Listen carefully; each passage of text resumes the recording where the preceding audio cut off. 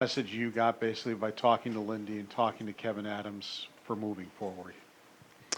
Yeah, obviously, this day is never fun. I think the message is just, I think what everyone else is thinking is time to win. And obviously, that's been said multiple times, but there really is only one thing to do, and it's move forward. So that's what we're going to do.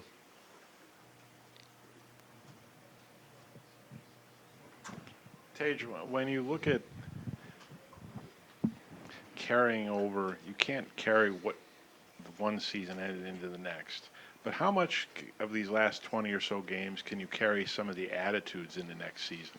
The way you guys bonded together as a team after the New Jersey thing, the way you guys developed an attitude playing at home. How much can those kind of things carry into another season? Well, they can always carry over. I think that's something when you don't have a winning season that you try to take is that you can get something out of every single game, and there's lessons in the adversity that you go through and the experiences that you have, and I think that's how you grow. So if you don't take anything out of it, then you're gaining nothing. So I think for us to take things that we've gone through as a group, throughout the course of the season, although it hasn't been a year anyone is proud of, when you face those same challenges or situations in the following season, you know how to attack them. So I definitely do think that there is carryover from this season to the next. Tage, how do you not let the years and years of missing the playoffs pile on and wear on you as a player?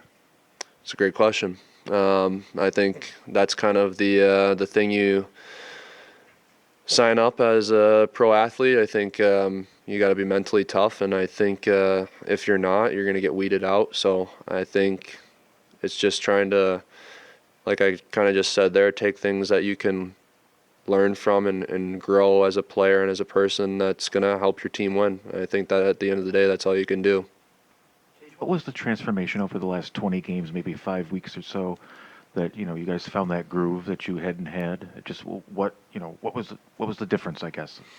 I think just a little more maturity in our game. I think obviously we got a lot of young guys that are chasing personal goals and achievements, and that's great. I have them, just like everybody else, and but I think at the same time there needs to be a time and place to do the right thing with the puck and away from the puck, and I'm a huge part of that too. I haven't been nearly good enough at that and need to continue to get better. But I think when you get together every handful of days to kind of reinforce that as a mentality, I think that kind of just carries over into the games. And I think we just made a decision that we were mathematically eliminated, and we were gonna try to get something out of these remaining games and not let them go to waste. You say get together. This is the players meeting together, or like what was this? I guess. Yeah, I think a little bit of both. I think there was a handful of guys that met with Lindy and met together as a team as well, and try to put together a game plan, approach what we thought needed to be done, and basically set little goals for ourselves. We've heard a lot about buy-in, Tage, and that's been a big difference. Why do you think it took a while, too long, to get to that point where everybody was, rowing in the same direction, for lack of a better phrase? Yeah, it's a good question. I don't know if I really have the answer for you because I think that's just individual, right? It's got to be a mentality. You can try to pull guys in with you, right? But at the end of the day, it's got to be. You talk about accountability. That's, I think, looking inward first, right? So it's got to be a decision that everyone in the room makes, and you can always try to pull guys out that direction. But I think towards the end there, I think you saw a lot more guys doing the right things at the right time. Naturally, just with the ups and downs of the season, I mean, the winless streak you guys went through was negativity something that you guys as a group had to fend off, as a leadership group, to make sure that didn't eat away at, what you were trying to accomplish? No, for sure. Yeah, there's a lot of negativity. I think that's how those things happen. I think negativity breeds negativity. I think positivity breeds positivity, and it's one of those situations when things aren't going right, and you let that negativity affect you, and it can just snowball into something, right? So I think for us, it was one of those situations that we kind of let one mistake turn into two, one game turn into two, and it kind of just piled on. And then when you're faced with that same situation, you don't know how to get out of it. You just know what's already occurred, and that kind of becomes a default until it's too late. So it was definitely a tough window, and obviously a window that killed our season. So yeah, it's a tough stretch. Anytime you have a new coach, you're gonna have small tweaks, I guess, to how you play and systems and things like that. How do you feel like it went as far as players adjusting to the new system, and maybe also Lindy kind of adjusting to the players as well? Yeah, I think that's kind of the problem when you have, so many different coaches, is you learn their systems, what their style, what they look for, and then likewise what the coach is looking for in all the players. Gets to know the players' personalities, the way they carry themselves off the ice, what makes them tick.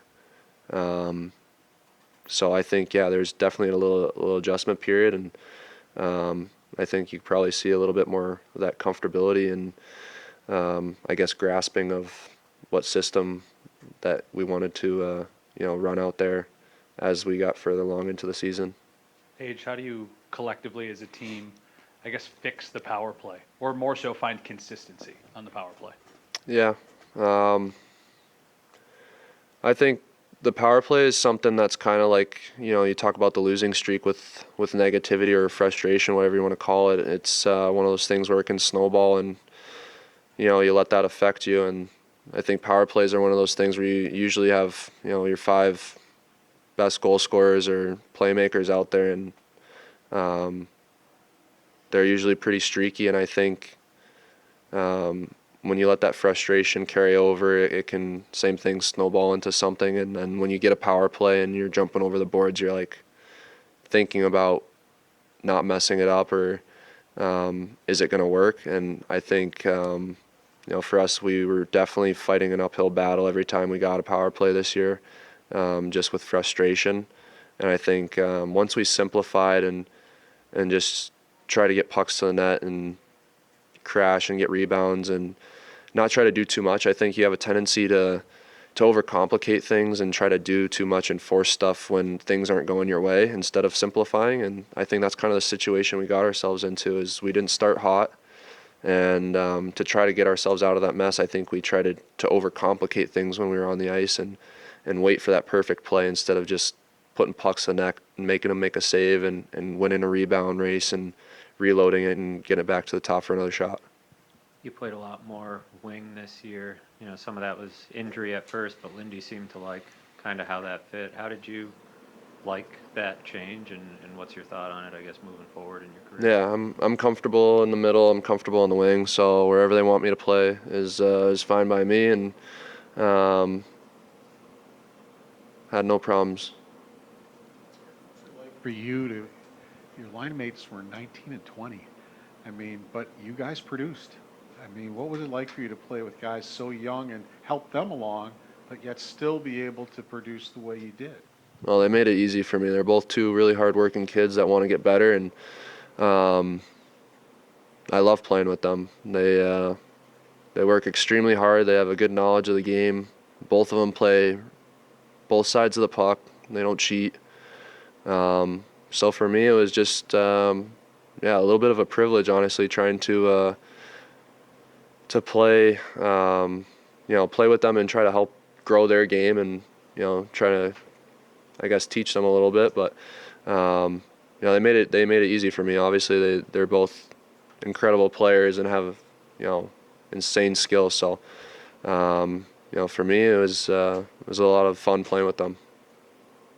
You feel about last year? Accountability was a big issue. How did you feel that changed this year, and how much did it improve? Yeah, I thought the accountability was better.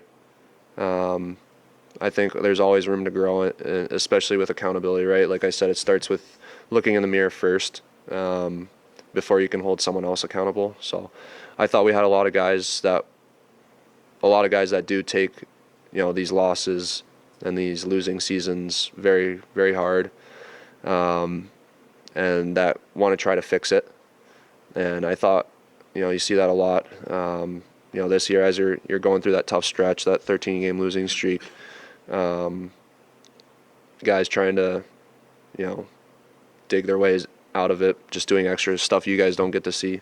I won't get into details, but doing extra, trying to find ways to better themselves to help the team. So I think a lot of that accountability is not seen in game. It's seen behind the scenes.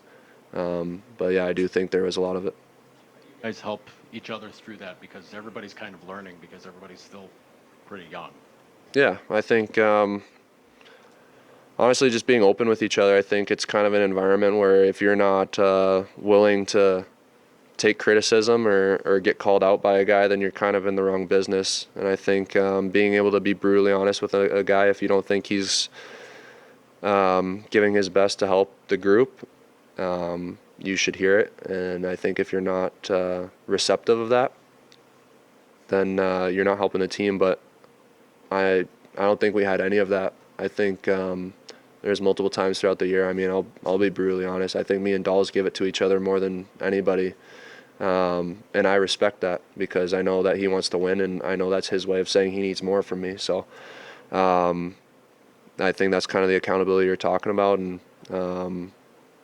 I appreciate when he does that.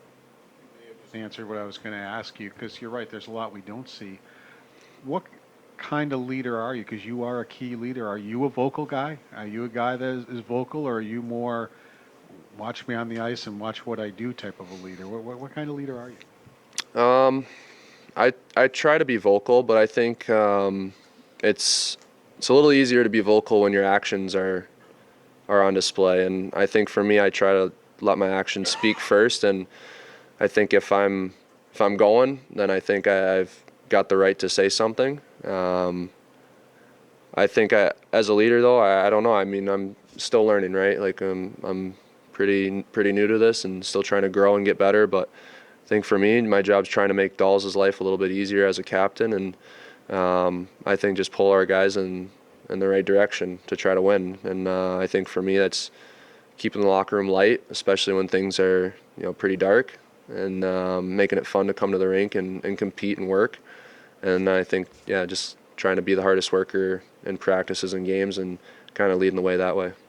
H, how different do you expect training camp to be this year? You're not going to have a new coach. You're not going to have a weird schedule going to Europe and jamming in exhibition games and making that trip and starting over there. It wasn't really conducive to a great start to the season. How much can everything be different in this training camp, knowing what you know about Lindy and the system and just having a more normal experience to it?